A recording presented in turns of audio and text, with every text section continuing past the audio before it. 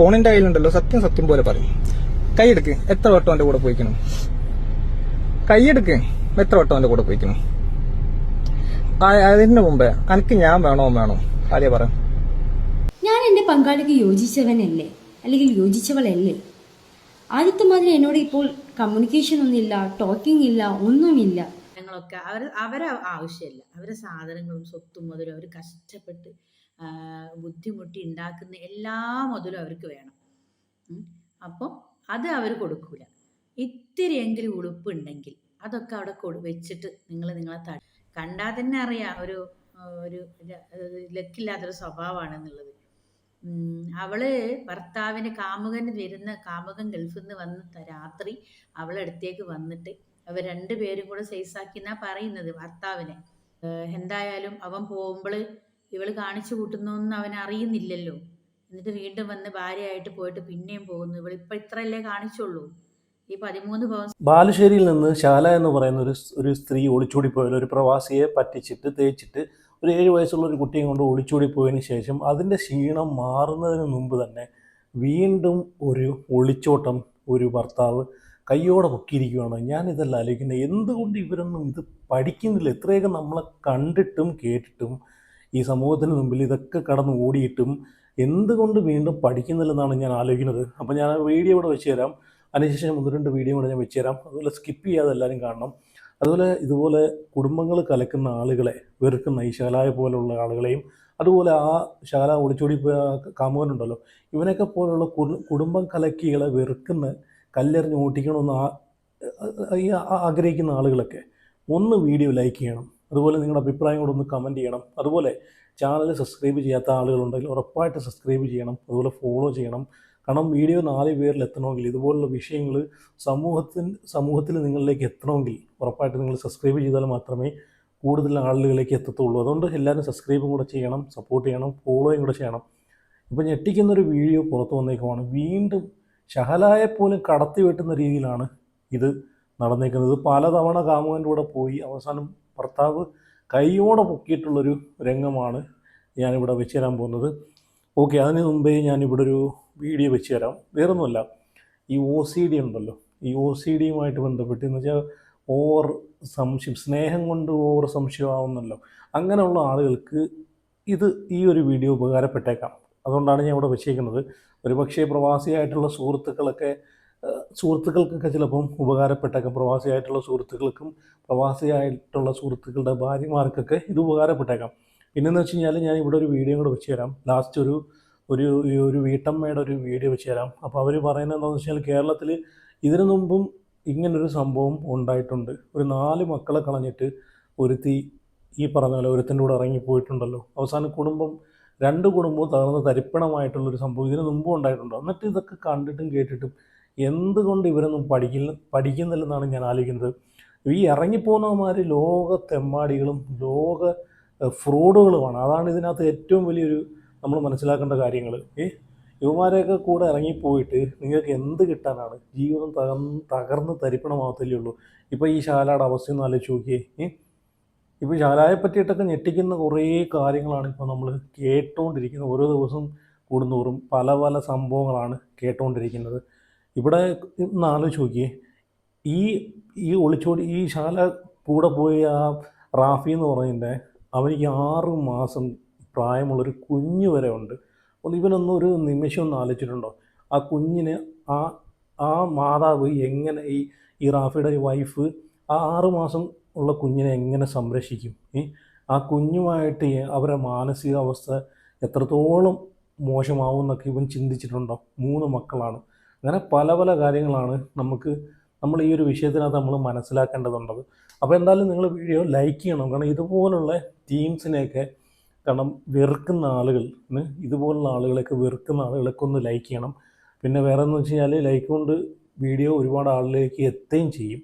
കാരണം ഇതൊക്കെ ഒരുപാട് ആളുകൾ അറിയണം, സമൂഹത്തിന് മുമ്പിൽ ഇതൊക്കെ കാണണം, നാണം കെട്ട് ഉമ്മത്തിരിയാവണം. എന്നാൽ മാത്രമേ ഇത് കുറച്ചെങ്കിലുമൊക്കെ നമുക്ക് കുറയ്ക്കാൻ സാധിക്കത്തുള്ളൂ. ഓക്കെ, ഞാൻ ഒരു ക്ലിപ്പ് വെച്ച് തരാം, നിങ്ങളൊന്ന് കണ്ടു നോക്കേ. ഞാൻ എൻ്റെ പങ്കാളിക്ക് യോജിച്ചവനല്ലേ, അല്ലെങ്കിൽ യോജിച്ചവളല്ലേ? ആദ്യത്തെ മാതിരി എന്നോട് ഇപ്പോൾ കമ്മ്യൂണിക്കേഷൻ ഒന്നുമില്ല, ടോക്കിംഗ് ഇല്ല, ഒന്നുമില്ല. അല്ലെങ്കിൽ അവനക്ക് വേറെ അല്ലെങ്കിൽ അവൾക്ക് വേറെ എന്തെങ്കിലും റിലേഷൻഷിപ്പ് ഉണ്ടോ? അതുകൊണ്ടാണോ പഴയ രീതിയിൽ എന്നോട് അത്ര അറ്റാച്ച്മെന്റ് ഇല്ലാത്തത്? ഈ രീതിയിൽ നിങ്ങൾക്ക് തോന്നിയിട്ടുണ്ടോ? ഇതൊരു മാനസിക പ്രശ്നമാണ്. ഈ ഒരു മാനസിക പ്രശ്നത്തിനാണ് നമ്മൾ എന്ത് പറയുന്നത്, റിലേഷൻഷിപ്പ് OCD എന്ന് പറയുന്നത്. ഈ റിലേഷൻഷിപ്പ് OCD ഉള്ള വ്യക്തികൾക്ക് അവരുടെ പങ്കാളികളോട് സ്നേഹമില്ലാത്തത് കൊണ്ടല്ല, അല്ലെങ്കിൽ അവരുടെ പങ്കാളിയിൽ നിന്ന് എന്തെങ്കിലും മിസ്റ്റേക്സ് ഉണ്ടായതുകൊണ്ടല്ല അവർക്ക് ഈ രീതിയിലുള്ള ചിന്തകൾ വരുന്നത്. അവർക്ക് ദിവസങ്ങൾ അല്ലെങ്കിൽ മണിക്കൂറുകളോളം ഈ ചിന്തകൾ അവരെ അലട്ടിക്കൊണ്ടേയിരിക്കും. അവർക്ക് അവർ സമാധാനം കിട്ടാത്തൊരവസ്ഥ, അല്ലെങ്കിൽ അവരുടെ റിലേഷൻഷിപ്പിൽ തന്നെ ഈ ഒരു അവസ്ഥ എഫക്റ്റ് ചെയ്യും നെഗറ്റീവായിട്ട്.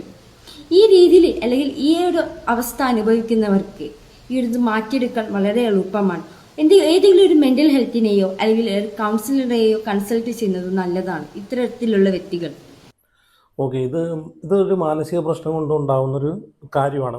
പക്ഷേ ഇതിലൂടെ തന്നെ ഈ ബന്ധങ്ങൾ വേറെ ബന്ധങ്ങളിലേക്ക് ചെന്നെത്തുന്ന സിറ്റുവേഷൻ വരെ നമ്മൾ കാണുന്നതാണ് നമ്മളെ ചുറ്റുവട്ടങ്ങളിൽ. അപ്പം ഇത് OCDയുമായിട്ട് ബന്ധപ്പെട്ട് കൂടുതലുള്ള ഓവർ സ്നേഹം കാരണം സംഭവിക്കുന്ന കാര്യങ്ങളൊക്കെ ഇതിലൂടെ ഈ ഒരു ഇത് പറഞ്ഞ് തരുന്നുണ്ട്.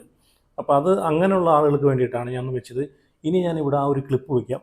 അപ്പം ആ ഒരു ഭർത്താവ് ആ ഒരു ഭാര്യയെ എടുത്ത് ചോദിക്കുന്നുണ്ട്, നീ എത്ര വട്ടം പോയിട്ടുണ്ടെന്നൊക്കെ ചോദിക്കുന്നുണ്ട്. ഞാനൊരു കാര്യം ആ ഒരു ചങ്ങാതി എടുത്ത് ആ സുഹൃത്തിനോട് പറയാനുള്ളത്, എന്തിനാണ് വീണ്ടും വീണ്ടും അവരെ ഇങ്ങനെ അവർക്ക് താല്പര്യമില്ലെങ്കിൽ പോയി പണി നോക്കാൻ പറ, വിട്ട് കളയണം, അതാണ് വേണ്ടുന്നത്. പിന്നെ അല്ലാതെ ബലമായിട്ട് പിടിച്ചിട്ട് എൻ്റെ കൂടെ ജീവിക്കണം, എൻ്റെ കൂടെ താമസിക്കണം, അല്ല ആരെയാണ് വേണ്ടതെന്നൊക്കെ ചോദിച്ചിട്ട് വല്ല കാര്യമുണ്ടോ? പലവട്ടം പോയിട്ടുള്ള ഒരാൾ അതിലൂടെ തന്നെ മനസ്സിലാക്കി കൂടെ നിങ്ങളെ വേണ്ടെന്ന്, പിന്നെ എന്തിനാണ് പിന്നെ അവരെ പിടിച്ചു വയ്ക്കുന്നതെന്നാണ് എനിക്ക് പറയാനുള്ളത്. അവരുടെ അടുത്ത് പോയി എങ്ങോട്ടോ പോട്ടെന്ന് വിചാരിക്കണം, അതാണ് വേണ്ടുന്നത്. ഇതുപോലെ രണ്ട് കുടുംബങ്ങൾ തകർത്ത് തരിപ്പണമാക്കിയിട്ട് പിന്നെയും എന്തിനാണ് അവരെ പിടിച്ചിട്ട് അവരെ ഒലിപ്പിച്ച് അവരെ കൂടെ ജീവിക്കുന്നത്? എന്തായാലും നിങ്ങൾ കണ്ടു. കൈയെടുക്ക്, എത്ര വട്ടം എന്റെ കൂടെ പോയിക്കണം അറിയണം. സത്യം ഓല് കേസ് കൊടുക്കും. സത്യം ഫോണിന്റെ കയ്യിലുണ്ടല്ലോ, സത്യം പോലെ പറയും. കൈയെടുക്ക്, എത്ര വട്ടം എന്റെ കൂടെ പോയിക്കണം. കൈയെടുക്ക്, എത്ര വട്ടം എന്റെ കൂടെ പോയിക്കണം. അതിന് മുമ്പേ എനിക്ക് ഞാൻ വേണോ ആദ്യം പറ. സിമ്പിളായിട്ടുള്ള ചോദ്യം, സിമ്പിളായിട്ടുള്ള ഉത്തരം. എനിക്ക് ഞാൻ വേണോ പറയേ. കണ്ടില്ലേ? ഇനി ഒരു ശാലയല്ല 9 ശാല വന്നാലും നമ്മളെ മലയാളികൾ ഇതുപോലുള്ള കാര്യങ്ങളിൽ പഠിക്കത്തില്ല. ഇതുപോലുള്ള കാര്യങ്ങൾ ഇനി എത്ര സംഭവിച്ചാലും വീണ്ടും ഇതൊക്കെ നമ്മളെ കണ്ണുമുമ്പിൽ കണ്ടുകൊണ്ടിരിക്കേണ്ട അവസ്ഥ തന്നെ വീണ്ടും വരുന്നതാണ്. ഓരോ ആളുകൾ, പ്രവാസികൾ, നാട്ടിൽ നിൽക്കുന്ന ആളുകളും അങ്ങനെ തന്നെ കഷ്ടപ്പെട്ട് പണിയെടുത്ത് കുടുംബം പോറ്റുന്ന ആളുകളെ കുടുംബം വരെ തകർന്നു പോകുന്ന കാര്യങ്ങളാണ് ഇങ്ങനെയുള്ള കാര്യങ്ങൾ. ഇനി ഞാനിവിടെ ഒരു വീഡിയോ വെച്ച് തരാം. ഒരു വീട്ടമ്മ പറയുന്നത്.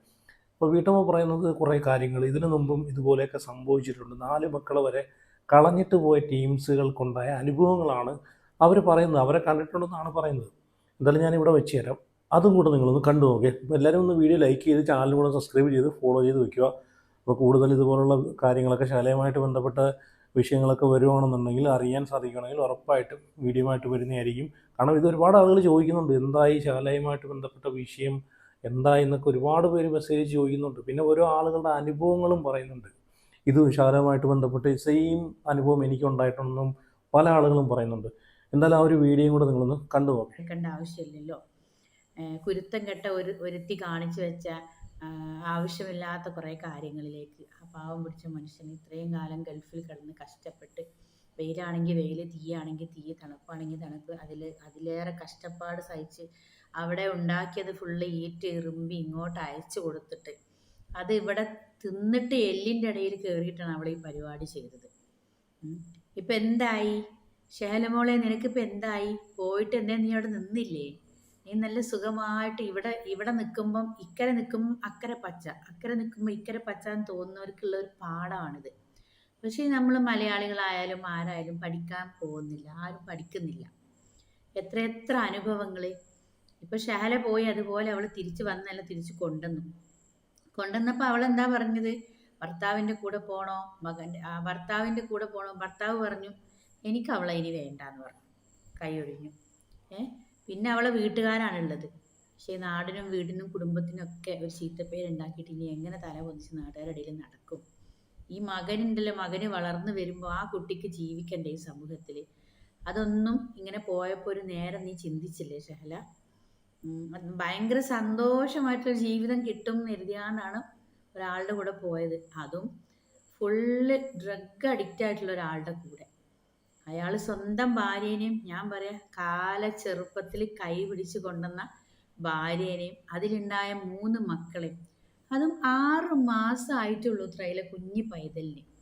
ആ പൈതലിന് വരെ നമുക്കൊക്കെ നമ്മളെ മക്കളെ ഒരു നേരം വരെ നമ്മളെ ആ മുഖം കാണാതിരുന്നത് നമുക്ക് വിഷമാണ്. എന്നിട്ട് ഈ പൈതലിനെ അവരെ ഉപേക്ഷിച്ച് പോകുന്ന അവൻ്റെ കൂടെ ഇവള് പോയിട്ട് ഇവളെന്താ ചിന്തിച്ചതാവോ?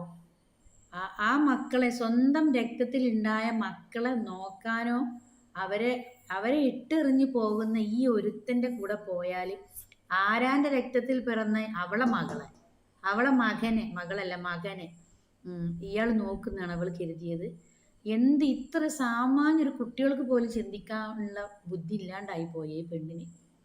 എന്നിട്ട് എന്തായി? ഇതുപോലൊരു അനുഭവം വേറെ നമ്മുടെ താനൂരുണ്ടായി. ഒക്കെ കാമുകന്മാർക്ക് വേണ്ടിയിട്ടുള്ള തന്നെയാണ്.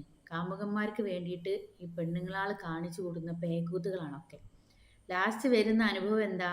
കടിച്ചതുമില്ല പിടിച്ചതുമില്ല, അവിടെ ഇല്ല ഇവിടെ ഇല്ല, കൊണ്ടുകൊടുത്ത മകളും അല്ല കൊടുത്തോടുത്ത് മരുമകളും അല്ലാത്ത രീതിയിലായി വരിക ചെയ്യുള്ളൂ. അതിപ്പോൾ തെളിഞ്ഞില്ലേ? താനൂർ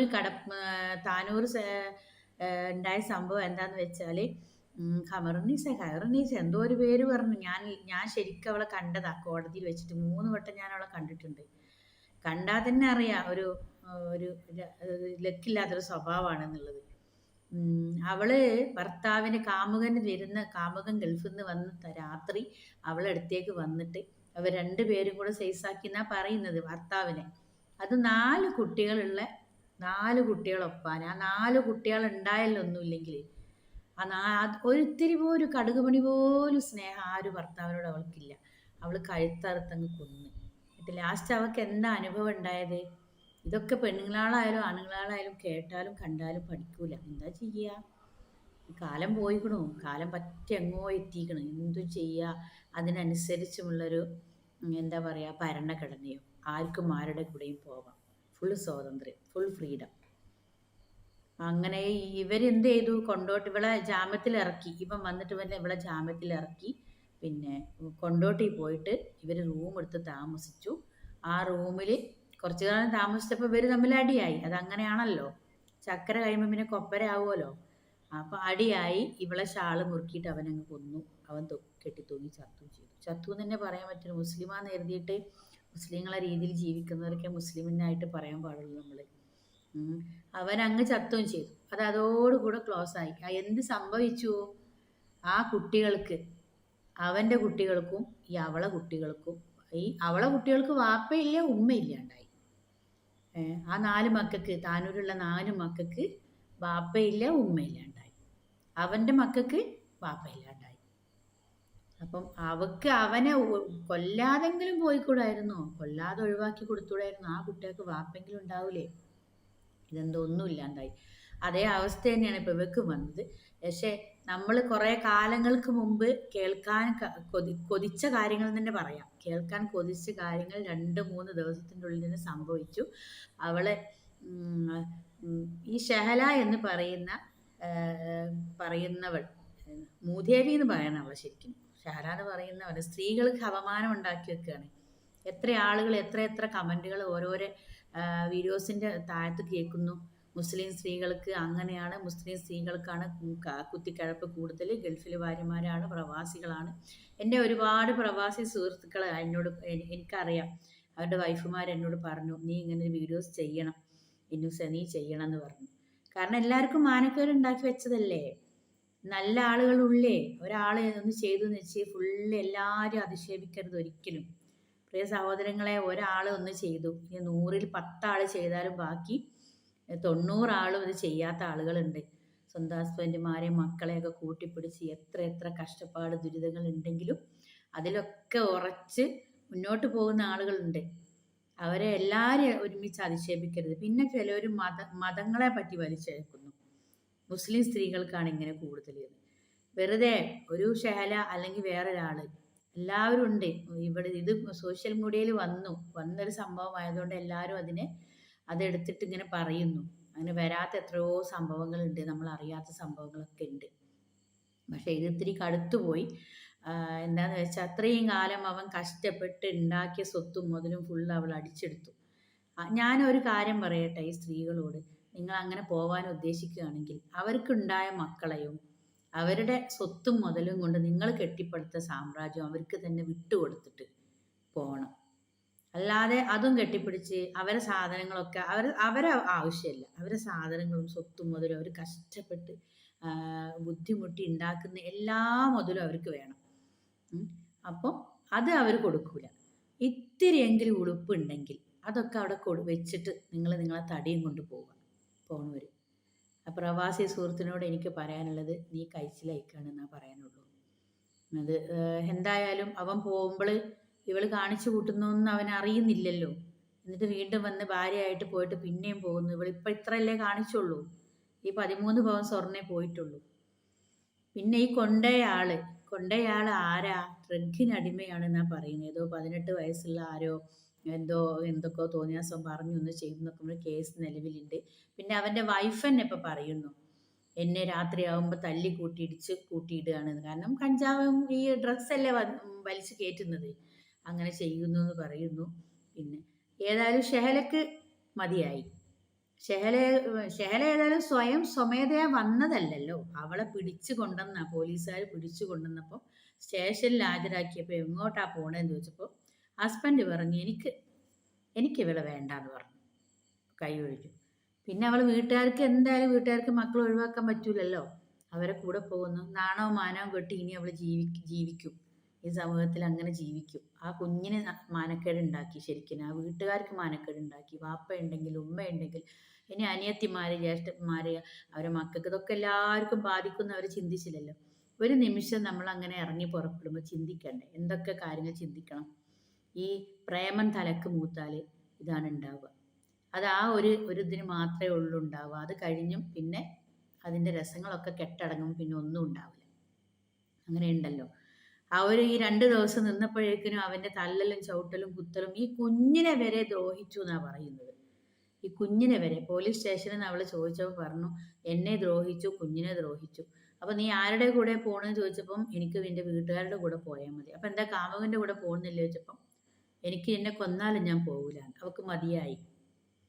അവൾ 2 ദിവസം കൂടെ താമസിച്ചപ്പോൾ മതിയായി. അതാണ് അവസ്ഥ. ഏതായാലും എല്ലാവർക്കും ഒരു പാഠമാവട്ടെ ഇത്. ഇങ്ങനെ ഇനിയും ഷഹലമാർ നമ്മുടെ കൺമുന്നിൽ വരാതിരിക്കട്ടെ എന്ന് പ്രാർത്ഥിക്കാം. എത്രയോ നല്ല പ്രവാസികളുടെ ഭാര്യമാരുണ്ട്. അവരൊക്കെ ഞാൻ പറയല്ലോ, എല്ലാവരും അറിയപ്പെടുന്നവരൊക്കെ എത്ര നല്ല നല്ല ജീവിതം നയിക്കുന്ന ഭാര്യമാരുണ്ട്.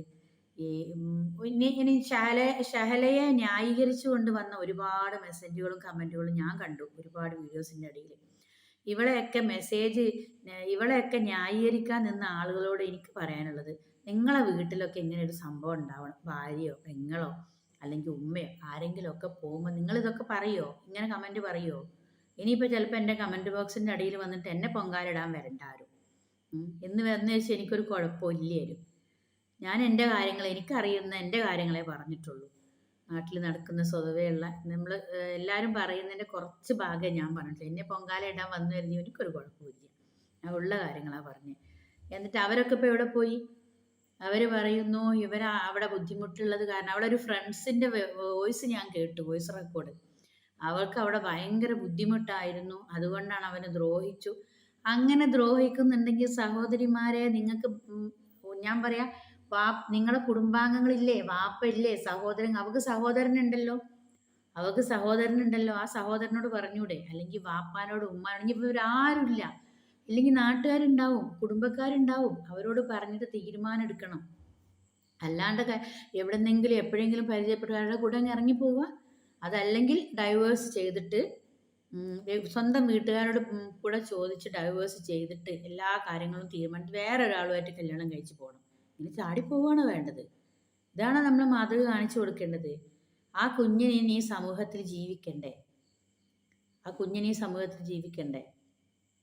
അങ്ങനെ ഒന്നും ചിന്തിച്ചില്ലല്ലോ. ആ ഒരു മോൻ ആൺകുട്ടിയാണ്. എന്നാലും എന്താ അല്ലേ, എന്തൊക്കെയാണ് ഇവിടെ നടക്കുന്നത്? എത്ര കണ്ടാലും പഠിക്കത്തില്ല. ഈ കണ്ടില്ലേ, ഈ വീട്ടമ്മ പറഞ്ഞ പോലെ, ഇവർ പറഞ്ഞതുപോലെ ഇതിനു മുമ്പ് എത്രയോ സംഭവങ്ങൾ ഇതുപോലെ നടന്ന് കുടുംബങ്ങൾ 4 വഴിക്കായിട്ടുണ്ട്. എന്നിട്ട് പോലും എന്തുകൊണ്ട് ഇവരൊന്നും ഇതൊന്നും പഠിക്കുന്നില്ലെന്ന് ആലോചിക്കുമ്പോഴത്തേക്ക് സത്യം പറഞ്ഞു കഴിഞ്ഞാലുണ്ടല്ലോ, ഇതിനൊക്കെ എന്താണ് നമ്മൾ പറയുക? അപ്പോൾ എന്തായാലും നിങ്ങളുടെ അഭിപ്രായങ്ങളൊന്ന് കമൻറ്റ് ചെയ്ത് വീഡിയോ ലൈക്ക് ചെയ്ത് ചാനൽ സബ്സ്ക്രൈബ് ചെയ്ത് ഫോളോയും കൂടെ ചെയ്ത് വെച്ചേരെ. അപ്പോൾ അടുത്ത വീഡിയോ ആയിട്ട് പിന്നെ വരാം.